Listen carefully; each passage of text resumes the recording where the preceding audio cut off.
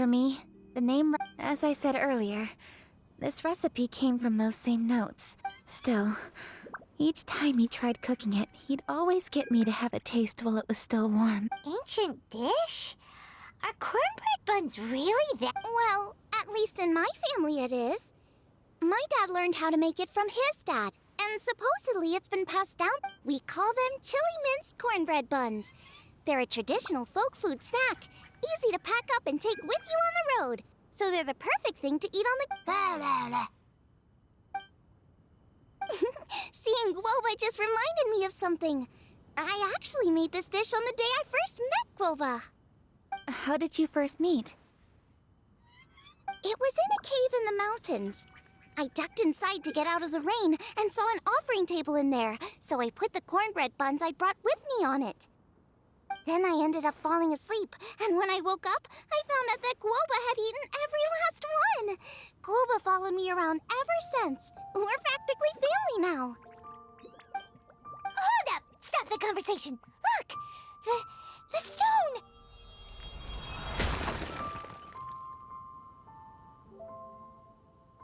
It burst open! It's... Guoba? What are you... What? Ah, I see the chili mince cornbread buns have been served. Master! Granny! Look! The stove god statue looks just like Guoba! Oh, indeed it does. After all, Guoba is the deity you've been searching for. God of the stove. Guoba is a god?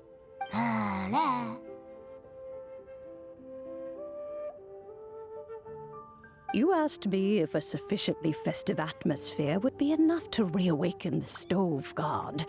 And my answer is this. Yes. And no. The stove god has always been a deity with great affection for the people, and who acts in response to their desires. To him, the heart's passions and the heart's desires are not the same thing. Passion can be a technique, a skill, something derived from experience. But desires, they are deeper, more innate. They are the heart's strength in its purest form. Masterful chefs is wonderfully exciting, but it is more an exercise of passion than of desire. And passion alone will not suffice to reawaken the stove god from his deep slumber. But just now, when Kuching ate this dish she had longed for, a deeply held desire was fulfilled. As well as receiving an answer to her question, she also gained something much more precious. A moment of poignant nostalgia so vivid, it felt like she was right there alongside her grandfather. The enormous power unleashed by the fulfillment of this desire resonated with the stove god's statue, and caused it to manifest once more the form it took in the past. Of course, the stove god himself is not contained within the statue.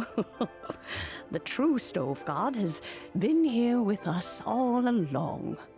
How does it feel, seeing a statue of yourself from your glory days? Look at him. Still so majestic. Glory days? Wait, what happened? Did Guoba used to be different from now? Oh, yes. Back in his day, your Guoba was once the patron god of the soil. But all the wisdom and power he had then, he has since surrendered to the soil itself. A god surrendering their power to the soil. I have heard this turn of phrase before, but what does it mean? The kinds of trials and tribulations that a land can face are far more than you could imagine. Droughts, floods, torrential rain, hurricanes, earthquakes, tsunamis, fires, and plagues. The threat of disaster will never fully disappear from Liyue. Even woes that have never been faced before in history will come to pass in the future. Such things affect you mortals far more than we Adepti. with our immortal form. He once walked with you over the barren plains until you arrived at last at the harbor. He joined you in building your dwellings and lighting the stove. It was his hand that lit the very first street lamp of Liyue and brought the aroma of cooked food into every household in the land. You mortals no longer remember him, but back in the age when you did, he was the closest of all the Adepti to the common folk.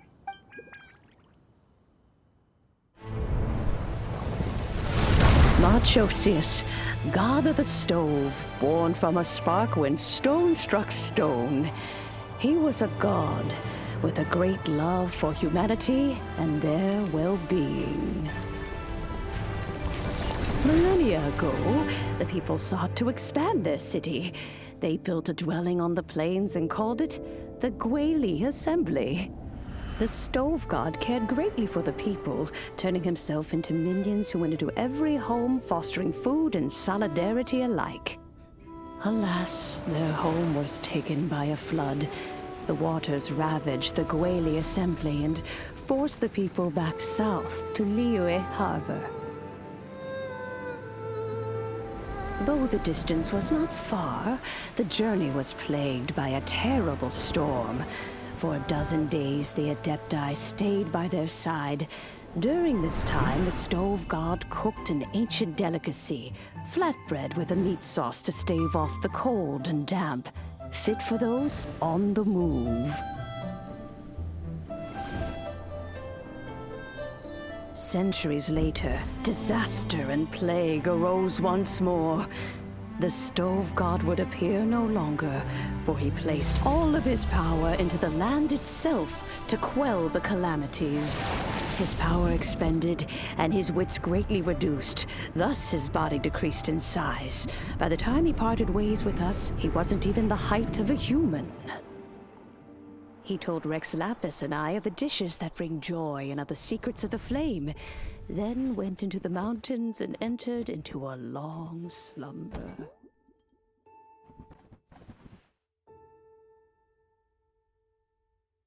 The stove god departed, and Guoba was born. When he awoke, he ate the Chiliman's cornbread buns placed on the offering table by a young lady in yellow.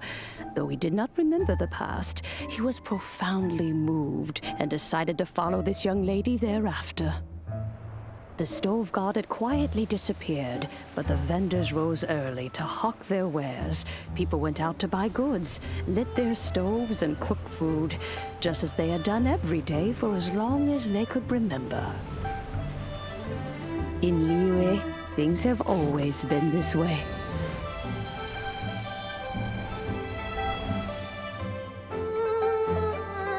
Nature provides, the mountains rejoice.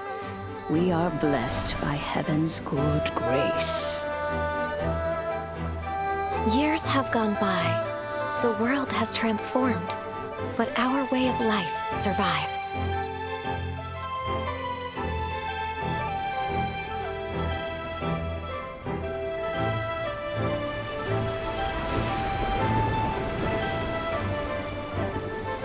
Fame and fortune is only a season. It is the moment that we should embrace.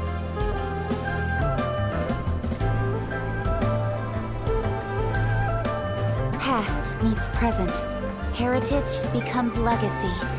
Long into the future may we thrive. You once told me that dining is the profoundest of customs in the human world. To eat well is to consume vitality itself, and to drink well is to partake of the very essence of the world. It is a matter of paramount importance, you said, for people cannot face the arduous journey ahead on an empty stomach. At once a humble affair and a profound one.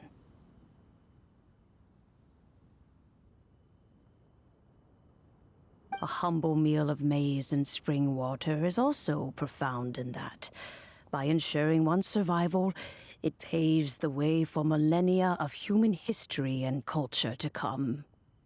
My dear friend, Liyue has changed so much while you have slept. Looking at the prosperity and beauty around us today, does it make you happy? Guoba, this is kind of a huge deal.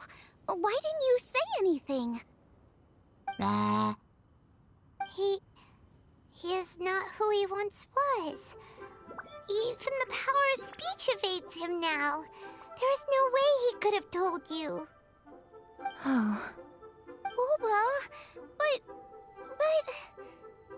Xiangling. Do not be saddened, Xiangling.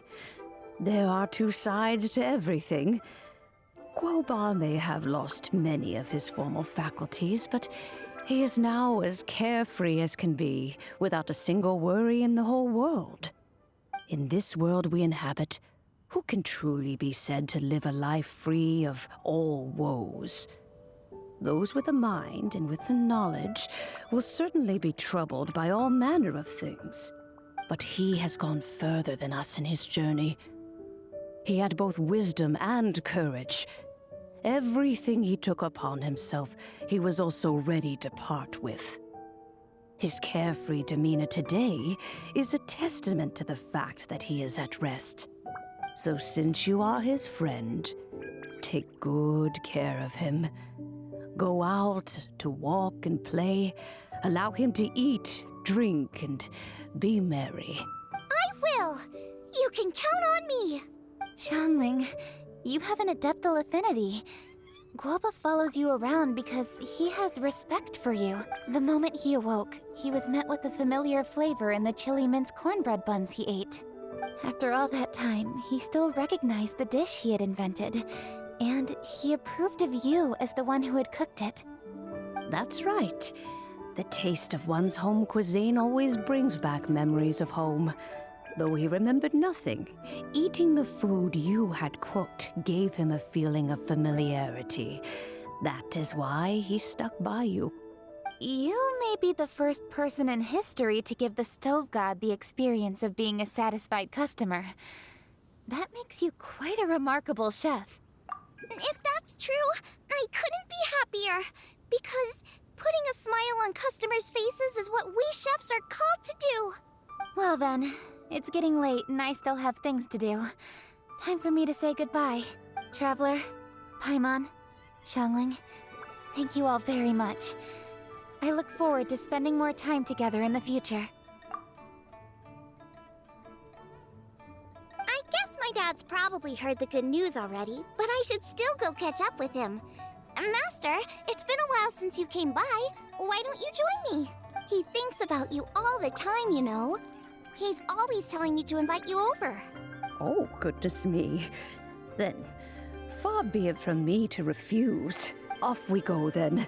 Let's saunter over gently and see how all the city folk are getting along.